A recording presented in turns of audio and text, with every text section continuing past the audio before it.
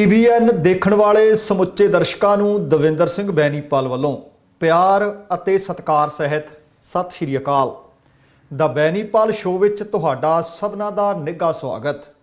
ਆਓ ਦੋਸਤੋ, ਸਭ ਤੋਂ ਪਹਿਲਾਂ ਕੁਝ ਸੰਖੇਪ ਵਿੱਚ ਖਬਰਾਂ ਤੁਹਾਡੇ ਨਾਲ ਸਾਂਝੀਆਂ ਕਰਾਂ, ਜਿਨ੍ਹਾਂ ਦੇ ਉੱਤੇ ਵਿਸਥਾਰ ਨਾਲ ਗੱਲਬਾਤ ਕੀਤੀ ਜਾਏਗੀ, ਜਿਨ੍ਹਾਂ ਦੇ ਉੱਤੇ ਟਿੱਪਣੀਆਂ ਵੀ ਕੀਤੀਆਂ ਜਾਣਗੀਆਂ। ਵੈਨਕੂਵਰ ਵਿੱਚ ਪੰਜਾਬੀ ਨੌਜਵਾਨ ਦੇ ਕਤਲ ਦੇ ਦੋਸ਼ ਵਿੱਚ ਇੱਕ ਵਿਅਕਤੀ ਤੇ ਦੋਸ਼ ਆਇਦ। ਭਾਰਤ ਵਿੱਚ ਵਿਗੜੇ ਹਾਲਾਤਾਂ ਤੇ ਮਦਦ ਲਈ ਕੈਨੇਡਾ, ਅਮਰੀਕਾ, ਬਰਤਾਨੀਆ, ਫਰਾਂਸ ਤੇ ਆਸਟ੍ਰੇਲੀਆ ਆਦਿ ਮੁਲਕਾਂ ਨੇ ਕੀਤੀ ਮਦਦ ਦੀ ਪੇਸ਼ਕਸ਼। ਕਰੋਨਾ ਖਿਲਾਫ ਲੜਾਈ ਵਿੱਚ ਭਾਰਤ ਦਾ ਸਾਥ ਦੇਣ ਲਈ ਮਾਈਕਰੋਸਾਫਟ ਅਤੇ ਗੂਗਲ ਵੀ ਦੇਣਗੇ ਭਾਰਤ ਦਾ ਸਾਥ। 15 ਮਈ ਤੱਕ ਪੀਕ ਤੇ ਹੋਵੇਗਾ ਭਾਰਤ ਵਿੱਚ ਕਰੋਨਾ, ਮਾਹਿਰਾਂ ਦਾ ਦਾਅਵਾ। ਹਾਈ ਕੋਰਟ ਨੇ ਚੋਣ ਕਮਿਸ਼ਨ ਨੂੰ ਪਾਈ ਝਾੜ। ਕਰੋਨਾ ਦੀ ਦੂਸਰੀ ਲਹਿਰ ਲਈ ਚੋਣ ਕਮਿਸ਼ਨ ਜ਼ਿੰਮੇਵਾਰ। ਪੰਜਾਬ ਵਿੱਚ ਨਾਈਟ ਕਰਫਿਊ ਦਾ ਬਦਲਿਆ ਸਮਾਂ, ਨਵੀਆਂ ਪਾਬੰਦੀਆਂ ਲਾਗੂ। ਪੰਜਾਬ ਕਾਂਗਰਸ ਵਿੱਚ ਉੱਠਿਆ ਤੂਫਾਨ, ਵਧਿਆ ਕਲੇਸ਼। ਅਤੇ ਦਿੱਲੀ ਕਿਸਾਨ ਮੋਰਚੇ ਤੋਂ ਪਰਤੇ 2 ਹੋਰ ਕਿਸਾਨਾਂ ਦੀ ਹੋਈ ਮੌਤ। ਦੋਸਤੋ, ਇਹ ਕੁਝ ਖਬਰਾਂ ਨੇ ਜਿਨ੍ਹਾਂ ਨੂੰ ਆਧਾਰ ਬਣਾਵਾਂਗੇ, ਜਿਨ੍ਹਾਂ ਦੇ ਉੱਤੇ ਵਿਸਥਾਰ ਦੇ ਨਾਲ ਗੱਲਬਾਤ ਕੀਤੀ ਜਾਏਗੀ ਅਤੇ ਜਿਨ੍ਹਾਂ ਦੇ ਉੱਤੇ ਟਿੱਪਣੀਆਂ ਵੀ ਕੀਤੀਆਂ ਜਾਣਗੀਆਂ। ਅਤੇ ਤੁਹਾਨੂੰ ਬੇਨਤੀ ਹੈ ਕਿ ਜੇਕਰ ਹਾਲੇ ਤੱਕ ਤੁਸੀਂ ਆਪਣੇ ਇਸ ਚੈਨਲ ਨੂੰ ਸਬਸਕ੍ਰਾਈਬ ਨਹੀਂ ਕੀਤਾ ਤਾਂ ਕਿਰਪਾ ਕਰਕੇ ਸਬਸਕ੍ਰਾਈਬ ਕਰਕੇ ਨੋਟੀਫਿਕੇਸ਼ਨ ਜ਼ਰੂਰ ਔਨ ਕਰ ਲੈਣੀ। ਅਤੇ ਅੱਜ ਹੀ ਇੱਕ ਹੋਰ ਪ੍ਰੋਗਰਾਮ ਅਸੀਂ ਖਿਦਮਤ ਦੇ ਵਿੱਚ ਤੁਹਾਡੀ 'ਚ ਪੇਸ਼ ਕਰਾਂਗੇ। ਆਕਸੀਜਨ ਦੀ ਕਿੱਲਤ ਹੈ ਕਿ ਸੱਚਮੁੱਚ ਕਿੱਲਤ ਹੈ? ਜੇ ਆਮ ਵਿਅਕਤੀ ਨੂੰ ਕਿਤੋਂ ਬਾਹਰੋਂ ਦੁੱਗਣੇ, ਤਿੱਗਣੇ, ਚੌਗਣੇ ਜਾਂ 5 ਗੁਣਾ ਜਾਂ 10 ਗੁਣਾ ਰੇਟ ਤੇ ਆਕਸੀਜਨ ਮਿਲ ਸਕਦੀ ਹੈ ਤਾਂ ਸਰਕਾਰ ਨੂੰ ਕਿਉਂ ਨਹੀਂ? ਤੇ ਆਕਸੀਜਨ ਦਾ ਇਸ ਵਕਤ ਲੰਗਰ ਲੱਗਿਆ ਹੋਇਆ ਇੱਕ ਗੁਰਦੁਆਰਾ ਸਾਹਿਬ ਦੇ ਵਿੱਚ। ਅੱਖਾਂ ਖੋਲ੍ਹਦੇ ਖੁਲਾਸੇ ਕੀਤੇ ਭਾਈ ਸਾਹਿਬ ਨੇ ਕਿ 500 ਵਾਲਾ ਸਿਲੰਡਰ 5000 'ਚ, 50 ਰੁਪਈਆਂ ਵਾਲਾ ਮਾਸਕ 500 'ਚ ਖਰੀਦ ਕੇ ਲਿਆ ਰਹੇ ਨੇ ਤੇ ਲੋਕਾਂ ਨੂੰ ਮੁਫਤ ਵੰਡ ਰਹੇ ਨੇ। ਤੇ ਨਾਲ ਗੁਰਦੁਆਰਾ ਸਾਹਿਬ ਨੂੰ ਢਾਹੁਣ ਦਾ ਆਰਡਰ ਦੇਣ ਵਾਲੇ ਬਾਅਦ ਦੇ ਵਿੱਚ ਲੰਗਰ ਉੱਥੇ ਹੀ ਬੈਠ ਕੇ ਛਕਦੇ ਹੈ। ਬੜੀਆਂ ਹੈਰਾਨੀਜਨਕ ਗੱਲਾਂ ਨੇ। ਉਹ ਮੁਲਾਕਾਤ ਜ਼ਰੂਰ ਵੇਖਿਓ। ਅੱਜ ਹੀ ਕੁਝ ਪਲਾਂ ਤੋਂ ਬਾਅਦ, ਕੁਝ ਸਮੇਂ ਤੋਂ ਬਾਅਦ ਤੁਹਾਡੇ ਲਈ ਉਹ ਵੀ ਅਪਲੋਡ ਕਰ ਦਿੱਤੀ ਜਾਏਗੀ। ਆਓ ਤੇ ਹੁਣ ਖਬਰਾਂ ਵੱਲੋਂ ਵਧੀਏ। ਬੀਤੇ ਹਫ਼ਤੇ ਵੈਨਕੂਵਰ ਦੇ ਇੱਕ ਰੈਸਟੋਰੈਂਟ ਦੇ ਬਾਹਰ ਇੱਕ ਗੋਲੀ ਚੱਲੀ ਸੀ ਅਤੇ ਗੋਲੀ ਦੇ ਨਾਲ ਇੱਕ ਗੱਭਰੂ ਨੌਜਵਾਨ ਜਿਹੜਾ ਪੰਜਾਬੀ ਮੂਲ ਦਾ ਸੀ, ਉਹਦੀ ਮੌਤ ਹੋ ਗਈ ਸੀ। ਤੇ ਇਸ ਵਾਪਰੇ ਗੋਲੀकांड ਦੇ ਵਿੱਚ ਪੁਲਿਸ ਨੇ ਇੱਕ ਵਿਅਕਤੀ ਨੂੰ ਚਾਰਜ ਕੀਤਾ ਤੇ ਪਹਿਲੇ ਦਰਜੇ ਦੇ ਕਤਲ ਕੇਸ ਵਿੱਚ ਭਾਵ ਫਸਟ ਡਿਗਰੀ ਮਰਡਰ ਚਾਰਜ ਉਹਦੇ ਤੇ ਲਾਏ ਹੈ। ਬੀਤੇ ਸ਼ਨੀਚਰਵਾਰ ਨੂੰ ਇਸ ਘਟਨਾ ਦੇ ਵਿੱਚ ਵੈਨਕੂਵਰ ਦੇ ਕੋਲ ਹਾਰਬਰ ਦੇ ਇੱਕ ਭੀੜ ਭੜੱਕੇ ਵਾਲੇ ਇਲਾਕੇ ਦੇ ਵਿੱਚ ਐਬਸਪੋਰਟ ਦੇ 31 ਵਰ੍ਹਿਆਂ ਦੇ ਹਰਪ੍ਰੀਤ ਸਿੰਘ ਧਾਲੀਵਾਲ ਦਾ ਗੋਲੀ ਮਾਰ ਕੇ ਕਤਲ ਕਰ ਦਿੱਤਾ ਗਿਆ ਸੀ। ਇਸ ਕਤਲ ਦੇ ਦੋਸ਼ ਦੇ ਵਿੱਚ 51 ਵਰ੍ਹਿਆਂ ਦੇ ਫ੍ਰਾਂਸੂਆ ਗੌਥੀਅਰ ਨਾਂ ਦਾ ਇੱਕ ਆਦਮੀ, ਇੱਕ ਵਿਅਕਤੀ, ਉਸ ਦੇ ਉੱਤੇ ਕਤਲ ਦੇ ਦੋਸ਼ ਵੀ ਲਗਾਏ ਗਏ ਹੈ ਅਤੇ ਨਾਲ ਹੀ ਪਾਬੰਦੀਸ਼ੁਦਾ ਹਥਿਆਰ ਰੱਖਣ ਦਾ ਉਹ ਵੀ ਲੋਡਡ ਉਹ ਕੋਲ ਰੱਖਣ ਦੇ ਦੋਸ਼ ਵੀ ਉਹਦੇ ਉੱਤੇ ਐਡ ਕੀਤੇ ਗਏ ਹੈ। ਗੌਥੀਅਰ ਇਹ ਵੀ ਦੱਸਣਾ ਬਣਦਾ ਕਿ ਅਗਲੀ ਅਦਾਲਤੀ ਪੇਸ਼ੀ ਤੱਕ ਪੁਲਿਸ ਦੀ ਹਿਰਾਸਤ ਵਿੱਚ ਰਹੇਗਾ। ਪੁਲਿਸ ਦੇ ਮੁਤਾਬਕ ਹਰਪ੍ਰੀਤ ਸਿੰਘ ਧਾਲੀਵਾਲ ਨੂੰ ਮਿੱਥ ਕੇ ਭਾਵ ਟਾਰਗੇਟਡ ਸ਼ੂਟਿੰਗ ਸੀ, ਮਿੱਥ ਕੇ ਨਿਸ਼ਾਨਾ ਬਣਾਇਆ ਗਿਆ। ਭਾਵੇਂ ਕਿ ਉਸ ਵਾਰਦਾਤ ਦੇ ਵਿੱਚ ਹੋਰ ਕਿਸੇ ਨਾ ਤਾਂ ਕਿਸੇ ਦੇ ਜ਼ਖਮੀ ਹੋਣ, ਨਾ ਕਿਸੇ ਦੇ ਸੱਟ ਲੱਗਣ ਦੀ ਕੋਈ ਜਾਣਕਾਰੀ ਮਿਲੀ ਸੀ।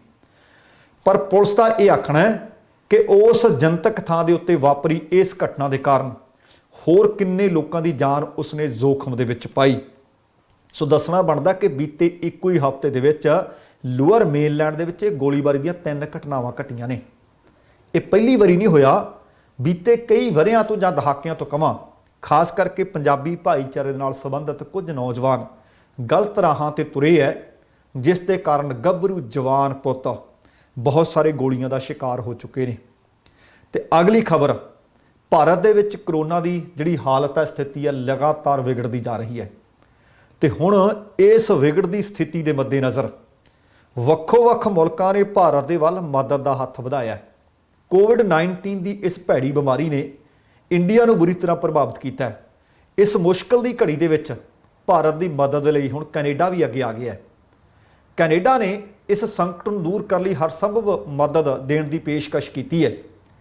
ਕੈਨੇਡਾ ਦੇ ਵਿਦੇਸ਼ ਮੰਤਰੀ ਨੇ ਮਾਰਕ ਗਾਰਨੀਓ, ਉਹਨਾਂ ਨੇ ਮਹਾਮਾਰੀ ਦੇ ਇਸ ਸੰਕਟ ਨਾਲ ਜੂਝ ਰਹੇ ਭਾਰਤ ਨੂੰ ਆਪਣੀ ਜਿੱਥੇ ਹਮਦਰਦੀ ਪ੍ਰਗਟਾਈ ਹੈ, ਉੱਥੇ ਉਹਨਾਂ ਨੇ ਕਿਹਾ ਕਿ ਮਹਾਮਾਰੀ ਕੋਵਿਡ-19 ਦੀ ਨਵੀਂ ਲਹਿਰ ਦਾ ਇਸ ਵਕਤ ਇੰਡੀਆ ਸਾਹਮਣਾ ਕਰ ਰਿਹਾ ਹੈ। ਅਸੀਂ ਭਾਰਤ ਸਰਕਾਰ ਨਾਲ ਤੇ ਭਾਰਤ ਦੇ ਲੋਕਾਂ ਨਾਲ ਡੂੰਘੀ ਹਮਦਰਦੀ ਕਰਦੇ ਹਾਂ।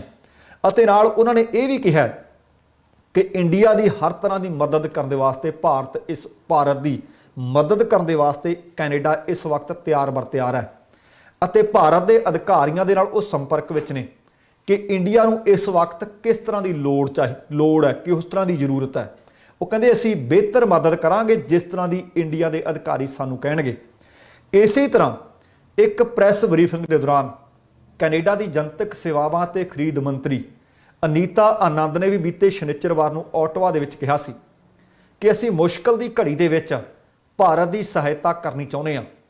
ਉਹਨਾਂ ਕਿਹਾ ਸੀ ਕਿ ਅਸੀਂ PPE ਜਿਹੜੀਆਂ ਕਿਟਸ ਨੇ, ਵੈਂਟੀਲੇਟਰ ਨੇ ਅਤੇ ਹੋਰ ਲੋੜੀਂਦੀਆਂ ਚੀਜ਼ਾਂ ਜਿਹੜੀਆਂ ਇਸ ਵਕਤ ਭਾਰਤ ਸਰਕਾਰ ਨੂੰ ਅਤੇ ਭਾਰਤੀਆਂ ਨੂੰ ਚਾਹੀਦੀਆਂ ਨੇ ਉਹ ਦੇਣ ਵਾਸਤੇ ਤਿਆਰ ਹਾਂ ਤੇ ਅਸੀਂ ਇਸ ਦੁੱਖ ਦੀ ਘੜੀ ਦੇ ਵਿੱਚ ਭਾਰਤ ਦੇ ਨਾਲ ਖੜੇ ਹਾਂ।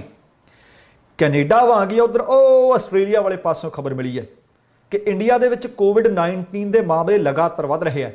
ਇਸ ਮਹਾਮਾਰੀ ਨਾਲ ਭਾਰਤ ਇਸ ਵਕਤ ਬੁਰੀ ਤਰ੍ਹਾਂ ਜੂਝ ਰਿਹਾ ਹੈ ਤੇ ਭਾਰਤ ਨੂੰ ਤੁਰੰਤ ਮਦਦ ਦੀ ਵੀ ਲੋੜ ਹੈ। ਅਸੀਂ ਉਸ ਨੂੰ ਆਕਸੀਜਨ, ਵੈਂਟੀਲੇਟਰ, PPE ਕਿੱਟ ਭੇਜਣ ਬਾਰੇ ਸੋਚ ਰਹੇ ਹਾਂ। ਉੱਥੋਂ ਦੇ ਸਿਹਤ ਮੰਤਰੀ ਗ੍ਰੇਗ ਹੰਟ ਨੇ ਕਿਹਾ ਕਿ ਆਸਟ੍ਰੇਲੀਆ ਸਰਕਾਰ ਇਸ ਵਕਤ ਇਹ ਵਿਚਾਰ ਕਰ ਰਹੀ ਹੈ ਕਿ ਉਹ ਕਿਸ ਤਰ੍ਹਾਂ ਦੀ ਮਦਦ ਪਹਿਲਾਂ ਭੇਜੇ। ਇਸੇ ਤਰੀਕੇ ਨਾਲ ਹੋਰਨਾਂ ਮੁਲਕਾਂ ਦੇ ਵਾਂਗ ਹੁਣ ਅਮਰੀਕਾ ਵਾਲੇ ਪਾਸੇ ਵੀ ਖਬਰ ਇਸੇ ਤਰ੍ਹਾਂ ਦੀ ਹੈ। ਭਾਰਤ ਦੇ ਨਾਲ ਮੁਸੀਬਤ ਦੀ ਘੜੀ ਦੇ ਵਿੱਚ ਉਹਨੇ ਵੀ ਹੱਥ ਵਧਾ ਲਿਆ। ਇਹ ਵੀ ਜਾਣਕਾਰੀ ਮਿਲੀ ਹੈ ਕਿ ਅੱਜ ਭਾਰਤ ਦੇ ਪ੍ਰਧਾਨ ਮੰਤਰੀ ਨਰਿੰਦਰ ਮੋਦੀ ਅਤੇ ਅਮਰੀਕਾ ਦੇ ਰਾਸ਼ਟਰਪਤੀ ਦੋਵਾਂ ਦੀ ਆਪਸ ਦੇ ਵਿੱਚ ਫੋਨ ਤੇ ਗੱਲਬਾਤ ਵੀ ਹੋਈ ਹੈ। ਅਮਰੀਕਾ ਤੋਂ ਪਤਾ ਲੱਗਾ ਕਿ 318 ਆਕਸੀਜਨ ਕੰਸਟ੍ਰੇਟਰ ਦਿੱਲੀ ਏਅਰਪੋਰਟ ਤੇ ਜਹਾਜ਼ ਰਾਹੀਂ ਪਹੁੰਚ ਚੁੱਕੇ ਹੈ। ਇਸ ਤੋਂ ਪਹਿਲਾਂ ਇਹ ਵੀ ਜਾਣਕਾਰੀ ਮਿਲੀ ਸੀ ਕਿ ਦੋਵਾਂ ਨੇਤਾਵਾਂ ਨੇ, ਰਾਸ਼ਟਰਪਤੀ ਬਾਈਡਨ ਅਤੇ ਭਾਰਤ ਦੇ ਪ੍ਰਧਾਨ ਮੰਤਰੀ ਨਰਿੰਦਰ ਮੋਦੀ ਨੇ ਭਾਰਤ ਦੇ ਵਿੱਚ ਇਸ ਤਰ੍ਹਾਂ ਦੇ ਵਿੱਚ ਜਿਹੜੀ ਕੋਵਿਡ ਦੀ ਸਥਿਤੀ ਆ ਉਹਨੂੰ ਲੈ ਕੇ ਗੱਲਬਾਤ ਕੀਤੀ ਹੈ ਅਤੇ ਹਸਪਤਾਲਾਂ ਦੇ ਵਿੱਚ ਹੋਰ ਕਿਸ ਤਰ੍ਹਾਂ ਦੀ ਮਦਦ ਚਾਹੀਦੀ ਹੈ ਅਮਰੀਕੀ ਰਾਸ਼ਟਰਪਤੀ ਨੇ ਕਿਹਾ ਕਿ ਉਹ ਭੇਜਣ ਵਾਸਤੇ ਵੀ ਅਸੀਂ ਤਿਆਰ ਹਾਂ। ਉਧਰ WHO ਨੇ ਆਖ ਦਿੱਤਾ ਕਿ ਇਸ ਵਕਤ ਸਮੁੱਚੀ ਦੁਨੀਆ ਦੇ ਨਾਲੋਂ ਜੇਕਰ ਸਭ ਤੋਂ ਮਾੜੀ ਕਿਤੇ ਸਥਿਤੀ ਹੈ ਜਾਂ ਭੈੜੀ ਸਥਿਤੀ ਨਾਲ ਕੋਈ ਜੂਝ ਰਿਹਾ ਤਾਂ ਉਹ ਇੰਡੀਆ ਹੈ। ਉਹਨਾਂ ਨੇ ਕਿਹਾ ਕਿ ਅਸੀਂ 2500 ਦੇ ਨੇੜੇ ਤੇੜ ਸਾਡੀਆਂ ਟੀਮਾਂ ਨੇ ਜਿਹੜੀਆਂ ਵੱਖੋ-ਵੱਖ ਮੁਲਕਾਂ ਦੇ ਵਿੱਚ ਕੋਈ ਪੋਲੀਓ ਜਾਂ ਕਿਸੇ ਹੋਰ ਬਿਮਾਰੀਆਂ ਦੀਆਂ ਹੱਲ ਵਾਸਤੇ, ਇਲਾਜ ਵਾਸਤੇ ਲੱਗੀਆਂ ਹੋਈਆਂ ਸਨ, ਉਹਨਾਂ ਨੂੰ ਭਾਰਤ ਜਾਣ ਵਾਸਤੇ ਹਦਾਇਤ ਜਾਰੀ ਕਰ ਦਿੱਤੀ ਹੈ। ਅਮਰੀਕਾ ਨੇ ਵੀ ਆਖਿਆ ਕਿ ਅਸੀਂ ਹਰ ਤਰ੍ਹਾਂ ਦੀ ਮਦਦ ਕਰਨ ਦੇ ਵਾਸਤੇ ਭਾਰਤ ਦੇ ਨਾਲ ਖੜੇ ਹਾਂ। ਅਮਰੀਕਾ ਦੀ ਉਪ ਰਾਸ਼ਟਰਪਤੀ ਕਮਲਾ ਹੈਰਿਸ ਨੇ ਵੀ ਕਿਹਾ ਕਿ ਅਸੀਂ ਭਾਰਤ ਦੀ ਸਰਕਾਰ ਦੇ ਨਾਲ ਮਿਲ ਕੇ ਕੰਮ ਕਰ ਰਹੇ ਹਾਂ ਤਾਂ ਜੋ ਇਸ ਕਰੋਨਾ ਦੀ ਲਹਿਰ ਤੋਂ ਜਲਦ ਭਾਰਤ ਨੂੰ ਬਾਹਰ ਕੱਢਿਆ ਜਾ ਸਕੇ, ਲੋੜੀਂਦਾ ਸਾਜੋ ਸਮਾਨ ਭਾਰਤ ਨੂੰ ਭੇਜਿਆ ਜਾ ਸਕੇ।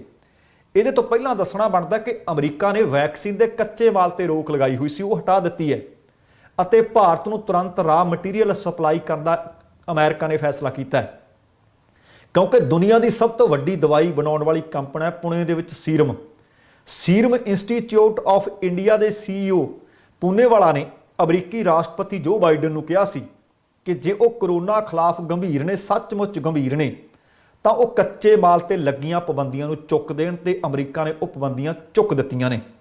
ਸਿਰਫ ਇਹ ਸਰਕਾਰਾਂ ਹੀ ਨਹੀਂ, ਇਹਦੇ ਤੋਂ ਪਹਿਲਾਂ ਬਰਤਾਨੀਆ, ਫਰਾਂਸ, ਜਰਮਨੀ ਨੇ ਵੀ ਭਾਰਤ ਦੇ ਵੱਲ ਮਦਦ ਦਾ ਹੱਥ ਵਧਾਇਆ ਹੈ। ਇੱਥੋਂ ਤੱਕ ਕਿ ਭਾਰਤ ਜਿਸ ਨੂੰ ਆਪਣਾ ਗਵਾਂਢੀ ਨੂੰ ਦੁਸ਼ਮਣ ਸਮਝਦਾ ਹੈ, ਪਾਕਿਸਤਾਨ ਅਤੇ ਚੀਨ, ਉਹਨਾਂ ਨੇ ਵੀ ਭਾਰਤ ਵੱਲ ਮਦਦ ਦਾ ਹੱਥ ਵਧਾਇਆ ਹੈ। ਭਾਵ ਦੁਨੀਆ ਭਰ ਦੇ ਵਿੱਚੋਂ ਭਾਰਤ ਦੇ ਵਿੱਚ ਜਿਹੜਾ ਇਸ ਵਕਤ ਕਰੋਨਾ ਦੀ ਕਹਿਰ ਨੇ ਕੋਹਰਾਮ ਮਚਾ ਦਿੱਤਾ ਹੈ, ਉਹਦੇ ਨਾਲ ਨਜਿੱਠਣ ਦੇ ਵਾਸਤੇ ਭਾਰਤ ਸਰਕਾਰ ਤੇ ਭਾਰਤੀਆਂ ਦਾ ਸਾਥ ਦੇਣ ਦੇ ਵਾਸਤੇ ਚੰਗੀਆਂ ਖਬਰਾਂ ਦੁਨੀਆ ਭਰ ਵਿੱਚੋਂ ਮਿਲ ਰਹੀਆਂ ਨੇ। ਇੱਕ ਪਾਸੇ ਮਾਈਕਰੋਸਾਫਟ ਤੇ ਦੂਸਰੇ ਪਾਸੇ ਗੂਗਲ, ਦੋਵੇਂ ਵੱਡੀਆਂ ਕੰਪਨੀਆਂ ਨੇ ਇਸ ਖਤਰਨਾਕ ਲਹਿਰ ਦੇ ਵਿੱਚੋਂ ਬਾਹਰ ਕੱਢਣ ਦੇ ਲਈ, ਖੌਫਨਾਕ ਲਹਿਰ ਨਾਲ ਸੰਘਰਸ਼ ਕਰ ਰਹੇ ਭਾਰਤ ਨੂੰ ਬਾਹਰ ਕੱਢਣ ਦੇ ਵਾਸਤੇ ਲਗਾਤਾਰ ਕੋਵਿਡ ਦੇ ਮਾਮਲੇ ਜਿਹੜੇ ਵੱਧ ਰਹੇ ਨੇ, ਚਿੰਤਾਜਨਕ ਸਥਿਤੀ ਹੈ। ਕਿਤੇ ਆਕਸੀਜਨ ਦੀ ਕਮੀ, ਕਿਤੇ ਹਸਪਤਾਲਾਂ ਦੇ ਵਿੱਚ ਬੈੱਡਾਂ ਦੀ ਘਾਟ, ਕਿਤੇ PPE ਕਿਟਸ ਦੀ ਘਾਟ, ਕਿਤੇ ਵੈਂਟੀਲੇਟਰਸ ਦੀ ਘਾਟ, ਜਿਸ ਦੇ ਕਾਰਨ ਲੋਕਾਂ ਦੇ ਪਰਿਵਾਰਾਂ ਨੂੰ ਇਸ ਵਕਤ ਸੰਘਰਸ਼ ਕਰਨਾ ਪੈ ਰਿਹਾ ਹੈ। ਇਸ ਸਥਿਤੀ ਦੇ ਦਰਮਿਆਨ ਜਿੱਥੇ ਵਿਦੇਸ਼ਾਂ ਨੇ, ਜਿੱਥੇ ਬਾਹਰਲੇ ਮੁਲਕਾਂ ਨੇ ਭਾਰਤ ਦੇ ਵੱਲ ਮਦਦ ਦਾ ਹੱਥ ਵਧਾਇਆ ਹੈ, ਉਸੇ ਤਰ੍ਹਾਂ ਹੁਣ ਗੂਗਲ ਕੰਪਨੀ ਦੇ CEO ਨੇ, ਭਾਰਤੀ ਮੂਲ ਦੇ ਨੇ, ਸੁੰਦਰ ਪਿਚਾਈ, ਉਹਨਾਂ ਨੇ ਭਾਰਤ ਦੀ ਮਦਦ ਲਈ 135 ਕਰੋੜ ਦੀ ਫੰਡਿੰਗ ਦਾ ਐਲਾਨ ਕਰ ਦਿੱਤਾ ਹੈ। ਸੁੰਦਰ ਪਿਚਾਈ ਨੇ ਖੁਦ ਟਵੀਟ ਕਰਕੇ ਇਸ ਦੀ ਜਾਣਕਾਰੀ ਦਿੱਤੀ ਹੈ। ਸੁੰਦਰ ਪਿਚਾਈ ਦੇ ਟਵੀਟ ਦੇ ਮੁਤਾਬਕ ਭਾਰਤ ਵਿੱਚ ਕਰੋਨਾ ਸੰਕਟ ਨੂੰ ਦੇਖਦੇ ਹੋਏ ਗੂਗਲ ਨੇ 135 ਕਰੋੜ ਦਾ ਫੰਡ ਦੇਣ ਦਾ ਐਲਾਨ ਕੀਤਾ ਹੈ। ਇਹ ਫੰਡ ਗਿਵ ਇੰਡੀਆ ਤੇ ਯੂਨੀਸੈਫ ਜਰੀਏ ਭਾਰਤ ਨੂੰ ਜਾਰੀ ਕੀਤਾ ਜਾਏਗਾ। ਗਿਵ ਇੰਡੀਆ ਨੂੰ ਦਿੱਤੇ ਗਏ ਫੰਡ ਨਾਲ ਉਹਨਾਂ ਲੋਕਾਂ ਦੀ ਆਰਥਿਕ ਸਹਾਇਤਾ ਕੀਤੀ ਜਾਏਗੀ ਜਿਹੜੇ ਕੋਵਿਡ ਦੇ ਕਾਰਨ ਸਭ ਤੋਂ ਜ਼ਿਆਦਾ ਪ੍ਰਭਾਵਿਤ ਹੋਏ ਹੈ, ਤਾਂ ਜੋ ਉਹ ਆਪਣੀਆਂ ਰੋਜ਼ਾਨਾ ਦੇ ਜਿਹੜੇ ਲੋੜਾਂ ਨੇ, ਖਰਚੇ ਨੇ, ਉਹਨਾਂ ਨੂੰ ਪੂਰ ਸਕਣ। ਇਸੇ ਤਰ੍ਹਾਂ ਯੂਨੀਸੈਫ ਦੇ ਜਰੀਏ ਆਕਸੀਜਨ ਤੇ ਟੈਸਟਿੰਗ ਦਾ ਸਾਜੋ ਸਮਾਨ, ਮੈਡੀਕਲ ਸਪਲਾਈ ਭਾਰਤ ਨੂੰ ਦਿੱਤੀ ਜਾਏਗੀ। ਦੂਸਰੇ ਪਾਸੇ ਗੂਗਲ ਦੇ ਮੁਲਾਜ਼ਮ ਵੀ ਪਤਾ ਲੱਗਿਆ ਕਿ ਫੰਡ ਇਕੱਠਾ ਕਰਨ ਲੱਗੇ ਹੋਏ ਨੇ। ਕੁਝ ਸਮਾਂ ਪਹਿਲਾਂ ਖਬਰ ਮਿਲੀ ਸੀ ਕਿ ਹੁਣ ਤੱਕ 900 ਗੂਗਲ ਮੁਲਾਜ਼ਮਾਂ ਨੇ 3 ਕਰੋੜ ਤੇ 70 ਲੱਖ ਰੁਪਏ ਦਾ ਫੰਡ ਇਕੱਠਾ ਕਰ ਲਿਆ ਸੀ। ਦੱਸਣਾ ਬਣਦਾ ਕਿ ਭਾਰਤ ਵਿੱਚ ਕਰੋਨਾ ਦੀ ਇਸ ਮਹਾਮਾਰੀ ਕਾਰਨ ਇੱਕ ਦਿਨ ਦੇ ਵਿੱਚ 3.5 ਲੱਖ ਤੋਂ ਵੀ ਜ਼ਿਆਦਾ ਨਵੇਂ ਮਾਮਲੇ ਸਾਹਮਣੇ ਆਏ ਨੇ। ਹੁਣ ਤੱਕ ਦੁਨੀਆ ਦੇ ਕਿਸੇ ਵੀ ਮੁਲਕ ਦੇ ਵਿੱਚ ਸਭ ਤੋਂ ਵੱਧ ਜੇਕਰ ਤਾਜ਼ਾ ਅੰਕੜੇ ਕਿਤੋਂ ਮਿਲ ਰਹੇ ਨੇ ਤਾਂ ਉਹ ਇੰਡੀਆ ਦੇ ਵਿੱਚੋਂ ਮਿਲ ਰਹੇ ਨੇ। ਇੱਕ ਦਿਨ ਦੇ ਵਿੱਚ 2800 ਮੌਤਾਂ, ਇਹ ਸਿਰਫ ਅਧਿਕਾਰਤ ਅੰਕੜੇ ਹੈ, ਕਿਉਂਕਿ ਖਬਰਾਂ ਮਿਲੀਆਂ ਨੇ ਕਿ ਕਿਸੇ ਸ਼ਹਿਰ ਦੇ ਵਿੱਚ ਦੱਸਿਆ ਜਾ ਰਿਹਾ ਕਿ ਸਿਰਫ 5 ਮਰੀਜ਼ਾਂ ਦੀ ਕਰੋਨਾ ਦੇ ਨਾਲ ਮੌਤ ਹੋਈ ਹੈ, ਪਰ ਸ਼ਮਸ਼ਾਨ ਘਾਟ ਵਿੱਚ ਕੰਮ ਕਰਨ ਵਾਲੇ ਲੋਕ ਦੱਸਦੇ ਆ ਕਿ 5 ਨਹੀਂ, ਲਾਸ਼ਾਂ 50 ਆਈਆਂ ਨੇ। ਤੇ ਜਿਹੜਾ ਸਾਨੂੰ ਪ੍ਰੋਟੋਕੋਲ ਉਹ ਦਿੱਤਾ ਗਿਆ ਕਿ ਕੋਵਿਡ ਦੇ ਮਰੀਜ਼ ਦਾ ਸੰਸਕਾਰ ਕਿਵੇਂ ਕਰਨਾ, ਉਸ ਤਰੀਕੇ ਨਾਲ 5 ਦੱਸੇ ਜਾ ਰਹੇ ਨੇ। ਤੇ ਸ਼ਮਸ਼ਾਨ ਘਾਟ ਵਿੱਚ ਕੰਮ ਕਰਨ ਵਾਲੇ ਕਰਮਚਾਰੀਆਂ ਨੇ ਇਹ ਵੀ ਦੱਸਿਆ ਕਿ ਪਹਿਲਾਂ ਅਸੀਂ ਲਿਖਦੇ ਸੀ ਕਿ ਕਿਹੜੇ ਵਿਅਕਤੀ ਦੀ ਮੌਤ ਦਾ ਕਾਰਨ ਕੀ ਸੀ, ਅਸੀਂ ਉਸ ਦਾ ਸੰਸਕਾਰ ਕੀਤਾ। ਉਹ ਕਹਿੰਦੇ ਸਾਨੂੰ ਹੁਣ ਸ਼ਮਸ਼ਾਨ ਘਾਟ ਦੀਆਂ ਪ੍ਰਬੰਧਕੀ ਕਮੇਟੀਆਂ ਨੇ ਆਖ ਦਿੱਤਾ ਕਿ ਸੰਸਕਾਰ ਕਰਨਾ ਸਿਰਫ ਉਹਦਾ ਤਾਂ ਇੰਦਰਾਜ਼ ਕੀਤਾ ਜਾਵੇ, ਪਰ ਇਹ ਨਾਲ ਨਾ ਹੁਣ ਲਿਖਿਆ ਜਾਵੇ ਕਿ ਇਸ ਵਿਅਕਤੀ ਦੀ ਮੌਤ ਦਾ ਕਾਰਨ ਕੀ ਸੀ, ਭਾਵ ਅੰਕੜੇ ਲੁਕੋਏ ਜਾ ਰਹੇ ਨੇ। ਹੁਣ ਸਭ ਤੋਂ ਜ਼ਿਆਦਾ ਵੀ ਜੇਕਰ ਕਰੋਨਾ ਦੇ ਨਾਲ ਕਿਤੇ ਮੌਤਾਂ ਹੋ ਰਹੀਆਂ ਨੇ ਤਾਂ ਉਹ ਇੰਡੀਆ। ਇਸ ਤਰ੍ਹਾਂ ਮਾਈਕਰੋਸਾਫਟ ਦੇ CEO ਨੇ ਸਤਿਆ ਨਡੇਲਾ, ਉਹਨਾਂ ਨੇ ਵੀ ਇੱਕ ਟਵੀਟ ਕੀਤਾ। ਟਵੀਟ ਕਰਕੇ ਉਹਨਾਂ ਨੇ ਕਿਹਾ ਕਿ ਭਾਰਤ ਦੀ ਵਰਤਮਾਨ ਸਥਿਤੀ ਕਾਰਨ ਦੁਖੀ ਹਾਂ, ਮੈਂ ਧੰਨਵਾਦੀ ਹਾਂ ਕਿ ਅਮਰੀਕੀ ਸਰਕਾਰ ਮਦਦ ਲਈ ਤਿਆਰ ਹੋ ਗਈ ਹੈ। ਮਾਈਕਰੋਸਾਫਟ ਰਾਹਤ ਕਾਰਜਾਂ ਦੀਆਂ ਕੋਸ਼ਿਸ਼ਾਂ ਵਿੱਚ ਸਹਾਇਤਾ ਲਈ ਆਪਣੀ ਆਵਾਜ਼, ਸਰੋਤਾਂ ਅਤੇ ਟੈਕਨੋਲੋਜੀ ਦੀ ਵਰਤੋਂ ਜਾਰੀ ਰੱਖੇਗਾ। ਕ੍ਰਿਟੀਕਲ ਆਕਸੀਜਨ ਕੰਸੈਂਟ੍ਰੇਸ਼ਨ ਡਿਵਾਈਸ ਖਰੀਦਣ ਲਈ ਸਹਾਇਤਾ ਕਰੇਗੀ। ਭਾਵ ਤੁਸੀਂ ਦੇਖੋ ਕਿ ਇਹ ਵੱਡੀਆਂ ਕੰਪਨੀਆਂ ਜਿਹੜੀਆਂ ਟੈਕਨੀਕ ਦੀਆਂ ਆਪਾਂ ਇਹ ਆਖ ਸਕਦੀਆਂ ਕਿ ਦੈਂਤ ਨੇ, ਉਹਨਾਂ ਨੇ ਵੀ ਆਪਣੀ ਸਹਾਇਤਾ ਵਾਲਾ ਹੱਥ ਹੁਣ ਭਾਰਤ ਵੱਲ ਵਧਾ ਦਿੱਤਾ ਹੈ। ਜਿਸ ਤਰ੍ਹਾਂ ਮੈਂ ਸ਼ੁਰੂ ਵਿੱਚ ਕਿਹਾ ਸੀ ਕਿ ਭਾਰਤ ਦੇ ਵੀ ਬਹੁਤ ਸਾਰੇ ਲੋਕ ਨੇ, ਸਮਾਜ ਸੇਵੀ ਜਥੇਬੰਦੀਆਂ ਨੇ, ਜਿਹੜੇ ਕੰਮ ਸਰਕਾਰਾਂ ਦੇ ਸੀ ਉਹਨਾਂ ਨੇ ਆਪਣੇ ਆਪ ਹੁਣ ਸੰਭਾਲ ਲਏ ਨੇ। ਜਿਸ ਤਰ੍ਹਾਂ ਹੁਣ ਕਰੋਨਾ ਦੀ ਲਹਿਰ ਲਗਾਤਾਰ ਵੱਧ ਰਹੀ ਹੈ ਤੇ ਅਮਰੀਕਾ ਦੀ ਮਾਹਿਰਾਂ ਦੀ ਇੱਕ ਟੀਮ ਨੇ ਇੱਕ ਨਵਾਂ ਦਾਅਵਾ ਕੀਤਾ ਹੈ। ਇੰਡੀਆ ਦੇ ਵਿੱਚੋਂ ਵੀ ਇਹ ਦਾਅਵਾ ਬਿਲਕੁਲ ਲਗਭਗ ਇਸੇ ਤਰ੍ਹਾਂ ਦਾ ਹੈ, ਪਰ ਕਰੋਨਾ ਦੇ ਜਿਹੜੇ ਕੇਸ ਲਗਾਤਾਰ ਵੱਧ ਰਹੇ ਨੇ, ਇੱਕ ਦਿਨ ਦੇ ਵਿੱਚ 3 ਲੱਖ ਤੋਂ ਵੱਧ ਕੇਸ ਆ ਰਹੇ ਨੇ, 2500 ਤੋਂ ਵੱਧ ਮੌਤਾਂ ਹੋ ਰਹੀਆਂ ਨੇ ਅਧਿਕਾਰਤ ਅੰਕੜਿਆਂ ਦੇ ਮੁਤਾਬਕ। ਸ਼ਾਇਦ ਇਹ ਗਿਣਤੀ ਕਿਤੇ ਹੋਰ ਜ਼ਿਆਦਾ ਹੈ। ਭਾਰਤ ਦੀ ਸਿਹਤ ਵਿਵਸਥਾ, ਅਰਥ ਵਿਵਸਥਾ ਤਹਿਸ ਨਹਿਸ ਹੁੰਦੀ ਜਾ ਰਹੀ ਹੈ।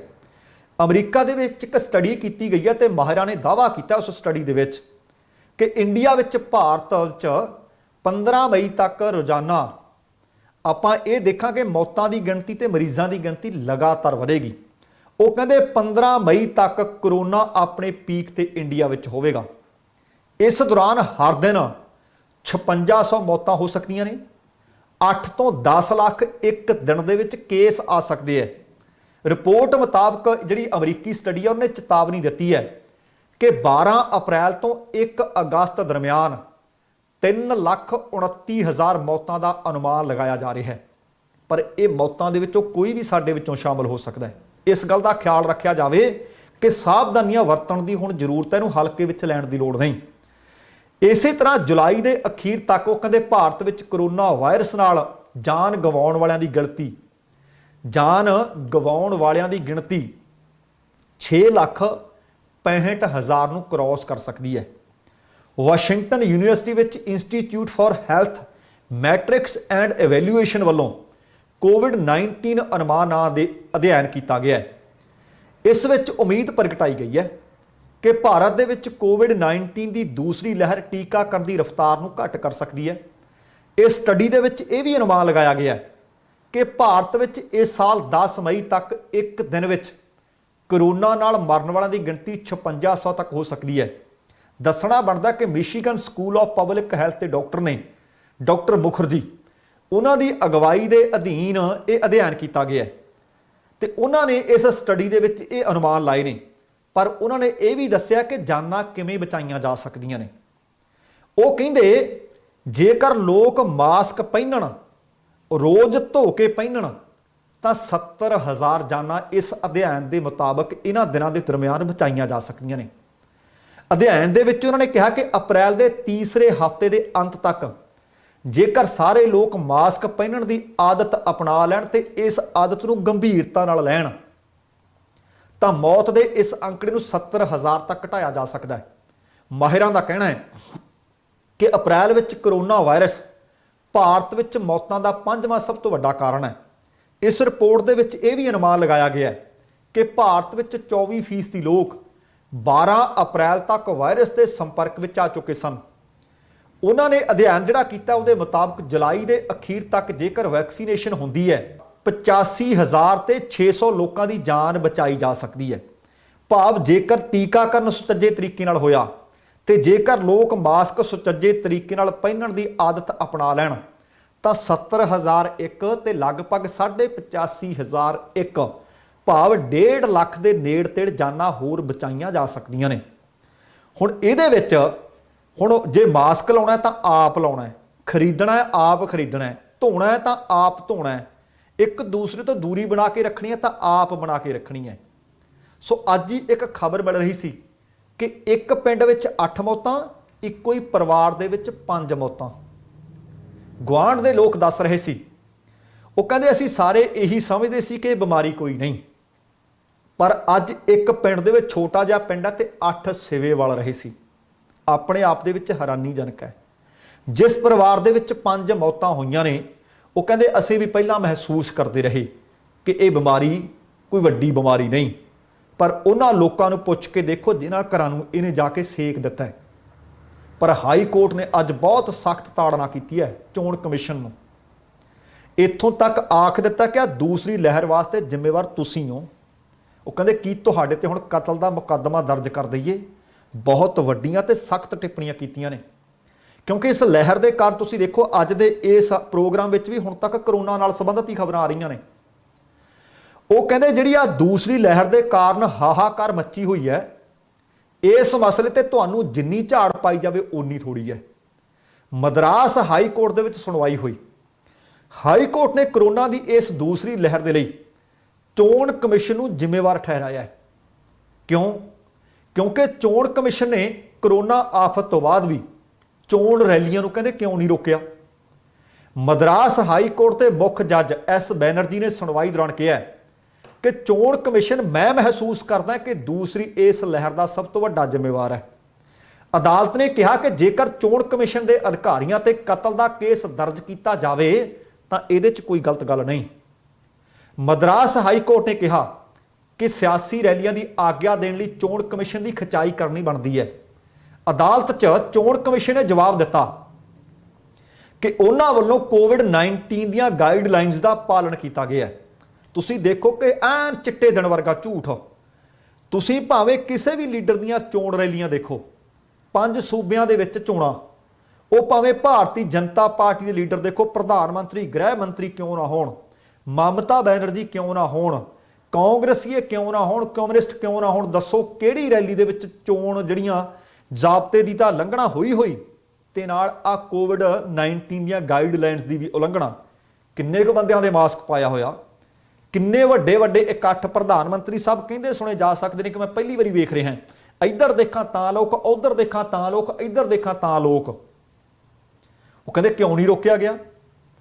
ਕਿਉਂ ਮਾਸਕ ਕਿਵੇਂ ਕਿਹੜੀ ਰੈਲੀ ਦੇ ਵਿੱਚ 5-5 6-6 ਫੁੱਟ ਦੂਰ ਬੈਠੇ ਬੰਦੇ ਤੁਹਾਨੂੰ ਨਜ਼ਰ ਆਏ? ਪਰ ਚੋਣ ਕਮਿਸ਼ਨ ਨੇ ਅਦਾਲਤ ਵਿੱਚ ਕਿਹਾ ਕਿ ਚੋਣਾਂ ਦੀਆਂ ਇਹਨਾਂ ਰੈਲੀਆਂ ਵਿੱਚ ਨਿਯਮਾਂ ਦਾ ਪਾਲਣ ਕੀਤਾ ਗਿਆ। ਇਹਦੇ ਤੇ ਅਦਾਲਤ ਨੇ ਨਾਰਾਜ਼ ਹੁੰਦੇ ਹੋਏ ਫਿਰ ਪੁੱਛਿਆ ਕਿ ਜਦੋਂ ਚੋਣ ਪ੍ਰਚਾਰ ਹੋ ਰਿਹਾ ਸੀ ਤਾਂ ਇਹ ਦੱਸਿਓ ਕਿ ਚੋਣ ਕਮਿਸ਼ਨ ਕਿਸੇ ਦੂਸਰੇ ਗ੍ਰਹਿ ਤੇ ਗਿਆ ਹੋਇਆ ਸੀ ਕਿ ਤੁਹਾਨੂੰ ਆ ਸਭ ਕੁਝ ਨਜ਼ਰ ਨਹੀਂ ਆਇਆ? ਅਦਾਲਤ ਨੇ ਨਾਲ ਸਖਤ ਚੇਤਾਵਨੀ ਦਿੱਤੀ ਕਿਉਂਕਿ 2 ਮਈ ਨੂੰ ਹੁਣ ਵੋਟਾਂ ਦੀ ਗਿਣਤੀ ਹੋਣੀ ਹੈ, ਨਤੀਜੇ ਆਉਣੇ ਆ। ਉਹ ਕਹਿੰਦੇ ਅਸੀਂ ਤੁਹਾਨੂੰ ਚੇਤਾਵਨੀ ਦਿੰਦੇ ਹਾਂ, ਜੇਕਰ 2 ਮਈ ਨੂੰ ਕੋਵਿਡ-19 ਦੇ ਜਿਹੜੀਆਂ ਗਾਈਡਲਾਈਨਸ ਨੇ, ਦਿਸ਼ਾ ਨਿਰਦੇਸ਼ ਨੇ, ਉਹਨਾਂ ਦਾ ਪਾਲਣ ਨਾ ਕੀਤਾ ਗਿਆ, ਉਹਨਾਂ ਦੀ ਗਿਣਤੀ ਵਾਸਤੇ ਤੁਸੀਂ ਕੋਈ ਬਲੂ ਪ੍ਰਿੰਟ ਤਿਆਰ ਨਾ ਕੀਤਾ ਤਾਂ ਅਸੀਂ ਤੁਹਾਡੀ ਗਿਣਤੀ ਨਹੀਂ ਹੋਣ ਦੇਣੀ, ਗਿਣਤੀ ਤੇ ਰੋਕ ਲਾ ਦਿਆਂਗੇ। ਅਦਾਲਤ ਨੇ ਸੁਣਵਾਈ ਦੌਰਾਨ ਕਿਹਾ ਕਿ ਸਿਹਤ ਦਾ ਮਾਮਲਾ ਕਾਫੀ ਅਹਿਮ ਹੈ, पर चिंता की गल यह है कि यह मामला तुहानू अदालत याद करवा रही है, अदालत नू याद करवाउणा पै रहा है। इस वेले हालात अजिहे बने हुए ने कि जिउंदे रहण वास्ते इंसान नू संघर्ष करना पै रहा है। दसना बनता कि भारत के 5 सूबियां असम, तमिलनाडु, केरला, पश्चिमी बंगाल ते पंडुचेरी विच चोणां होईयां ने। तुसीं देखो कि असल दे विच जिथे जिथे चोणां सी, चोण कमिशन तां कहिंदा है कि असीं पाबंदियां भी ला के रखियां, चोण कमिशन तां कहिंदा है कि गाइडलाइनस का प्रबंध असीं पूरा करके रखिया कि इहदी उलंघना ना होवे, पर असलीयत इह तों किते परे दी है। हालात बेकाबू हो चुके ने, इसे करके बाहरले मुल्कां नूं भारत वल अपने हत्थ वधाउणे पै रहे ने। हस्पतालों में बैड नहीं, बैड ने तो डॉक्टर नहीं, जे डॉक्टर ने तो ऑपरेटर नहीं, किते ऑक्सीजन नहीं, भाव किते कुछ नहीं तो किते कुछ नहीं तो किते कुछ नहीं। हाले भी आख्या जा रहा कि प्रबंध साडे सुचज्जे ने। पंजाब की स्थिति भी बाकी इंडिया वर्गी हुई है, पंजाब की स्थिति भी लगातार बिगड़ती जा रही है। इसे करके पंजाब दे विच नाइट करफ्यू ते नवीं पाबंदियां का ऐलान कर दिता गया है। नाइट करफ्यू पहला भी सी पर उहदा समा बदल दिता गया है। पंजाब कैबिनेट की मीटिंग खत्म होने तो तुरंत बाद पंजाब कांग्रेस के प्रधान सुनील जाखड़ ने दस्सिया कि पंजाब अंदर कोविड नूं लैके होर सख्ती की जा रही है। कोविड लगातार वध रहा है। इन्हां केसां की गिणती हुण शहरी खेतरां दे नाल नाल पेंडू खेतरां दे विच भी वधण लगी है। उन्हां दस्सिया कि शहरां दे विच शाम नूं 6 वजे तक हुण दुकानां खुल सकणगीਆਂ, जदों कि पिंडां दे विच 5 वजे तक ही दुकानां खुल सकणगीਆਂ। इहदे नाल ही पंजाब दे विच वीकेंड ते लॉकडाउन भी लगा दिता गया है। दसना बनता है कि पहला पंजाब दे विच नाइट करफ्यू का समा रात 8 बजे तो सवेर के 5 बजे तक सी, ये बदल दिता गया है। हुण शाम 6 बजे तो लैके सवेर के 5 बजे तक नाइट करफ्यू पंजाब दे विच लग्या करेगा। पंजाब के मुख मंत्री कैप्टन अमरिंदर सिंह ने खुद ट्वीट करके इसकी जानकारी दी है। उन्होंने इसे दौरान लोगों को सहयोग करने की अपील भी की है। उन्होंने कहा कि जदों बहुत ज़्यादा ही जरूरी होवे उदों ही अपने घरों तो बाहर निकलो, वरना आपो अपने घरों विच रहो। इस तरह दी पाबंदियां साडे इत्थों दे ओंटेरियो सूबे विच भी लगियां हुई ने। स्टे एट होम के ऑर्डर उत्थे भी दिते हुए है।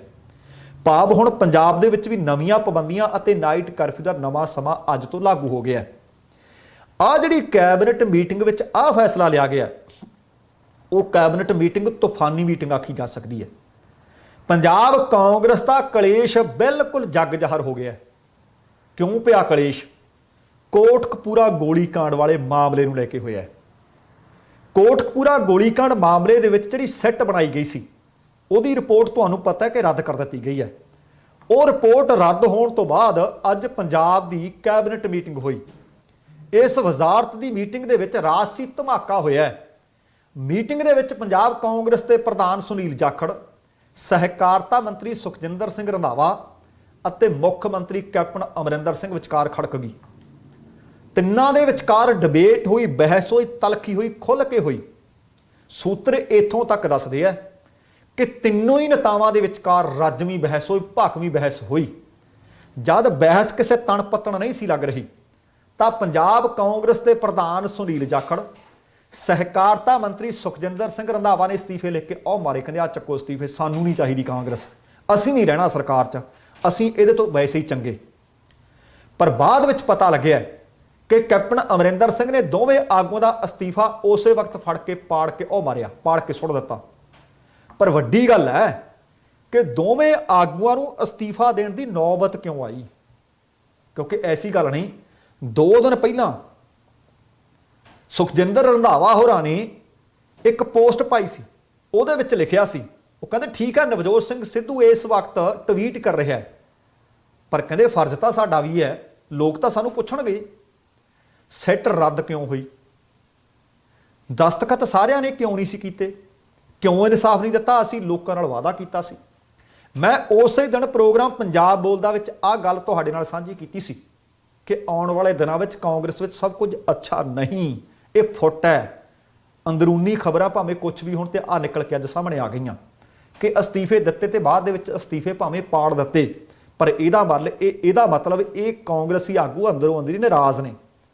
सूत्रे दसदे है कि मीटिंग दे विच कोटकपूरा कांड नूं लैके हाई कोर्ट के फैसले ते जदों गलबात शुरू हुई ਤਾਂ ਕਈ ਕੈਬਨਿਟ ਮੰਤਰੀਆਂ ਨੇ ਮੁੱਖ ਮੰਤਰੀ ਨੂੰ ਸਵਾਲ ਕੀਤੇ ਕਿ ਇਹ ਦੱਸਿਓ ਕਿ ਆਈਜੀ ਕੁੰਵਰ ਵਿਜੇ ਪ੍ਰਤਾਪ ਸਿੰਘ ਨੂੰ ਕਿਹਦੀ ਸਿਫਾਰਿਸ਼ ਤੇ ਮੈਂਬਰ ਬਣਾਇਆ ਗਿਆ ਸੀ, ਸਿੱਟ ਵਿੱਚ ਕਿਵੇਂ ਸ਼ਾਮਲ ਕੀਤਾ ਗਿਆ ਸੀ।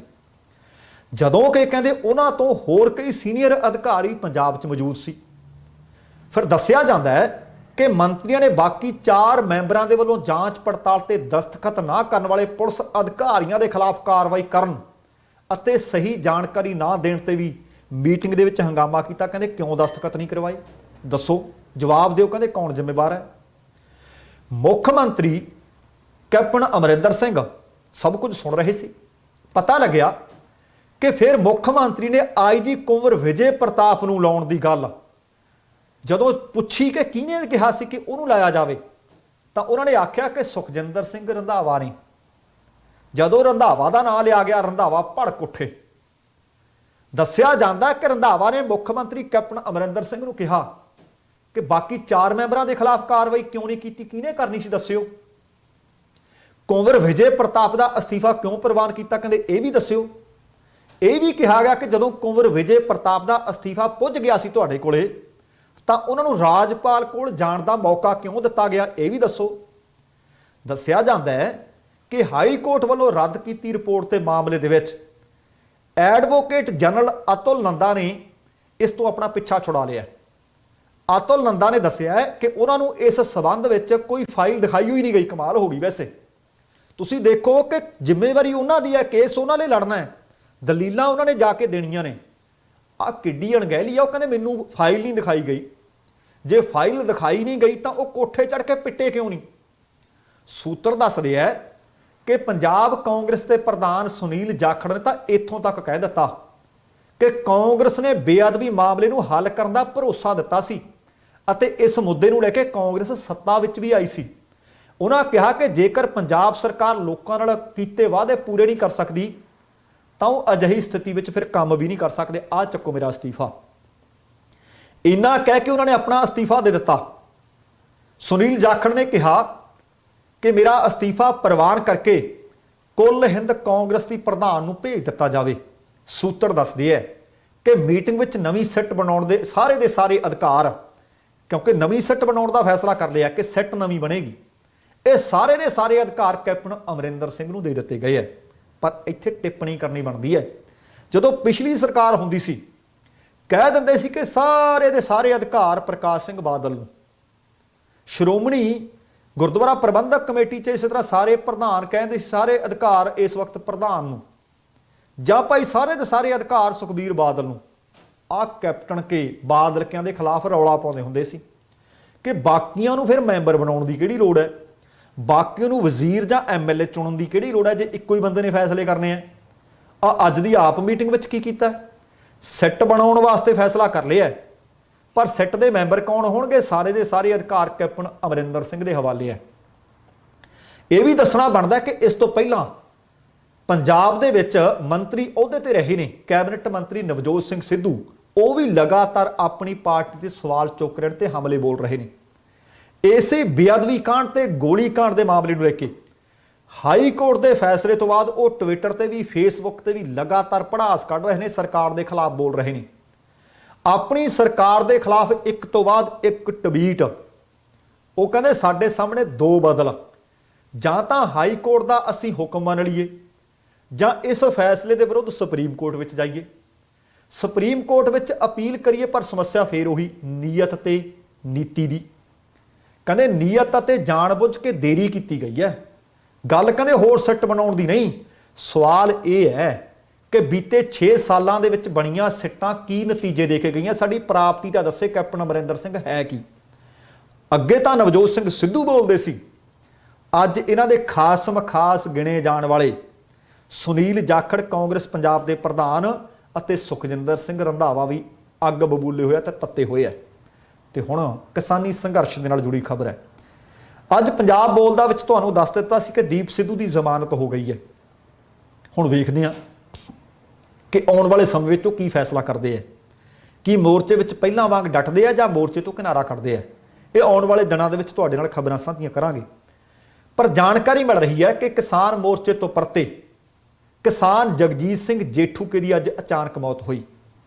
ਭਾਰਤੀ ਕਿਸਾਨ ਯੂਨੀਅਨ ਏਕਤਾ ਡਕਾਉਂਦਾ ਉਹਦੇ ਬਲਾਕ ਰਾਮਪੁਰਾ ਦੇ ਪ੍ਰਧਾਨ ਬਲਵਿੰਦਰ ਸਿੰਘ ਜੇਠੂਕੇ ਨੇ ਦੱਸਿਆ ਕਿ ਪਿੰਡ ਜੇਠੂਕੇ ਦਾ ਕਿਸਾਨ ਲਗਭਗ 36 ਵਰਿਆਂ ਦਾ ਜਗਜੀਤ ਸਿੰਘ ਦਿੱਲੀ ਮੋਰਚੇ ਵਿੱਚ ਹਾਜ਼ਰੀ ਭਰਨ ਤੋਂ ਬਾਅਦ ਅੱਜ ਸਵੇਰ ਵਕਤੀ ਪਿੰਡ ਪਰਤਿਆ ਸੀ। ਦੁਪਹਿਰ ਵੇਲੇ ਅਚਨਚੇਤ ਉਸ ਦੀ ਮੌਤ ਹੋ ਗਈ। ਜਗਜੀਤ ਸਿੰਘ 2 ਧੀਆਂ ਅਤੇ 1 ਪੁੱਤ ਦਾ ਬਾਪ ਸੀ। ਕਿਸਾਨ ਆਗੂ ਨੇ ਪੰਜਾਬ ਸਰਕਾਰ ਤੋਂ ਮੰਗ ਕੀਤੀ ਹੈ ਕਿ ਪੀੜਤ ਪਰਿਵਾਰ ਨੂੰ 10 ਲੱਖ ਰੁਪਏ ਦਾ ਮੁਆਵਜ਼ਾ ਅਤੇ 1 ਜੀ ਨੂੰ ਸਰਕਾਰੀ ਨੌਕਰੀ ਦੇਣ ਸਮੇਤ ਸਰਕਾਰੀ ਅਤੇ ਗੈਰ ਸਰਕਾਰੀ ਕਰਜ਼ ਵੀ ਮੁਆਫ ਕੀਤਾ ਜਾਵੇ। ਇਸੇ ਤਰ੍ਹਾਂ ਇੱਕ ਹੋਰ ਖਬਰ ਮਿਲੀ ਹੈ ਕਿ ਦਿੱਲੀ ਕਿਸਾਨ ਮੋਰਚੇ ਤੋਂ ਪਰਤੇ ਬਿਮਾਰੀ ਦੀ ਹਾਲ ਦੇ ਵਿੱਚ ਪਰਤੇ ਪਿੰਡ ਘਨੌਰੀ ਕਲਾਂ ਦੇ 60 ਵਰਿਆਂ ਦੇ ਹਰੀ ਸਿੰਘ, ਉਹਨਾਂ ਦੀ ਵੀ ਅੱਜ ਮੌਤ ਹੋਈ ਹੈ। ਕਿਸਾਨ ਆਗੂ ਨੇ ਦੱਸਿਆ ਕਿ ਹਰੀ ਸਿੰਘ ਪਿੰਡ ਘਨੌਰੀ ਕਲਾਂ ਤੋਂ 8 ਅਪ੍ਰੈਲ ਨੂੰ ਇੱਕ ਜਥੇ ਦੇ ਨਾਲ ਟਿਕਰੀ ਸਰਹੱਦ ਤੇ ਧਰਨਾ ਦੇਣ ਵਾਸਤੇ ਪਹੁੰਚੇ, ਪਰ ਉੱਥੇ ਬਿਮਾਰ ਹੋਣ ਕਾਰਨ 16 ਅਪ੍ਰੈਲ ਨੂੰ ਵਾਪਸ ਆਪਣੇ ਪਿੰਡ ਪਰਤੇ। ਕਈ ਦਿਨਾਂ ਤੋਂ ਹਰੀ ਸਿੰਘ ਧੂਰੀ ਦੇ ਇੱਕ ਪ੍ਰਾਈਵੇਟ ਹਸਪਤਾਲ ਦੇ ਵਿੱਚ ਜ਼ੇਰੇ ਇਲਾਜ ਸਨ, ਪਰ ਅੱਜ ਉਹਨਾਂ ਦੀ ਵੀ ਮੌਤ ਹੋ ਗਈ ਹੈ। ਕਿਸਾਨ ਆਗੂਆਂ ਨੇ ਸਰਕਾਰ ਤੋਂ ਪੀੜਤ ਪਰਿਵਾਰ ਦੇ ਵਾਸਤੇ 5 ਲੱਖ ਰੁਪਏ ਦਾ ਮੁਆਵਜ਼ਾ, 1 ਜੀ ਨੂੰ ਸਰਕਾਰੀ ਨੌਕਰੀ ਦੇਣ ਦੀ ਮੰਗ ਕੀਤੀ ਹੈ। ਦੋਸਤੋ ਦੇਖ ਲਓ ਕਿ ਕੋਈ ਵੀ ਦਿਨ ਸ਼ਾਇਦ ਇਸ ਤਰ੍ਹਾਂ ਦਾ ਜਾਂਦਾ ਹੋਵੇ ਜਿਸ ਦਿਨ ਕੋਈ ਇਸ ਤਰ੍ਹਾਂ ਦੀ ਮੰਦਭਾਗੀ ਜਾਂ ਬੁਰੀ ਖਬਰ ਨਾ ਆਵੇ ਕਿ ਕਿਸੇ ਕਿਸਾਨ ਨੇ ਆਪਣੀ ਜ਼ਿੰਦਗੀ, ਆਪਣੀ ਜਾਨ ਇਸ ਸੰਘਰਸ਼ ਲੇਖੇ ਨਾਲ ਲਾਈ ਹੋਵੇ। ਤੇ ਦੂਸਰੇ ਪਾਸੇ ਸੰਸਦ ਮਾਰਚ ਨੂੰ ਲੈ ਕੇ ਕੁਝ ਇੱਕ ਅਫਵਾਹਾਂ ਫੈਲਾਈਆਂ ਜਾ ਰਹੀਆਂ ਨੇ, ਪਰ ਸੰਯੁਕਤ ਕਿਸਾਨ ਮੋਰਚਾ ਨੇ ਆਖਿਆ ਕਿ ਲੱਖਾ ਸਿਧਾਣਾ ਤੇ ਸਾਡੇ ਨਾਂ ਦੇ ਉੱਤੇ ਇਹ ਅਫਵਾਹ ਫੈਲਾਈ ਜਾ ਰਹੀ ਹੈ ਕਿ 30 ਅਪ੍ਰੈਲ ਨੂੰ ਸੰਸਦ ਮਾਰਚ ਕੀਤਾ ਜਾ ਰਿਹਾ। ਉਹ ਕਹਿੰਦੇ ਇਹ ਨਿਰਮੂਲ ਝੂਠ ਹੈ, ਇਹ ਕੋਰੀ ਅਫਵਾਹ ਹੈ, ਇਹ ਤੋਂ ਬਚਿਆ ਜਾਵੇ। ਇਸ ਤਰ੍ਹਾਂ ਦਾ ਹਾਲ ਦੀ ਘੜੀ ਕੋਈ ਪ੍ਰੋਗਰਾਮ ਜਿਸ ਦੀ ਤਰੀਕ ਦਿੱਤੀ ਹੋਵੇ ਨਹੀਂ ਦਿੱਤਾ ਗਿਆ। ਸੋ ਦੋਸਤੋ ਇਹ ਕੁਝ ਖਬਰਾਂ ਸਨ। ਉਮੀਦ ਕਰ ਰਹੇ ਹਾਂ ਕਿ ਤੁਹਾਨੂੰ ਚੰਗੀਆਂ ਲੱਗੀਆਂ ਹੋਣਗੀਆਂ। ਜੇਕਰ ਪ੍ਰੋਗਰਾਮ ਚੰਗਾ ਲੱਗਿਆ ਕਿਰਪਾ ਕਰਕੇ ਲਾਈਕ ਵੀ ਕਰ ਲਿਓ ਤੇ ਸ਼ੇਅਰ ਵੀ ਕਰ ਦਿਓ। ਤੇ ਜੇਕਰ ਹਾਲੇ ਤੱਕ ਆਪਣੇ ਇਸ ਚੈਨਲ ਨੂੰ ਤੁਸੀਂ ਸਬਸਕ੍ਰਾਈਬ ਨਹੀਂ ਕੀਤਾ ਤਾਂ ਕਿਰਪਾ ਕਰਕੇ ਸਬਸਕ੍ਰਾਈਬ ਕਰਕੇ ਨੋਟੀਫਿਕੇਸ਼ਨ ਵਾਲੀ ਘੰਟੀ ਜ਼ਰੂਰ ਔਨ ਕਰ ਲੈਣੀ। ਤੁਹਾਡੇ ਦਿਲੋਂ ਧੰਨਵਾਦੀ ਹੋਵਾਂਗੇ। ਹੁਣ ਸਮਾਂ ਸਮਾਪਤ ਹੈ। ਜਾਣ ਤੋਂ ਪਹਿਲਾਂ ਕਹਾਂਗਾ, ਜ਼ਿੰਦਗੀ ਜਿੰਦਾ ਦਿਲੀ ਦਾ ਨਾਮ ਹੈ। ਦਵਿੰਦਰ ਸਿੰਘ ਬੈਨੀਪਾਲ ਨੂੰ ਆਗਿਆ ਦਿਓ। ਸਤਿ ਸ਼੍ਰੀ ਅਕਾਲ ਤੇ ਰੱਬ ਰਾਖਾ।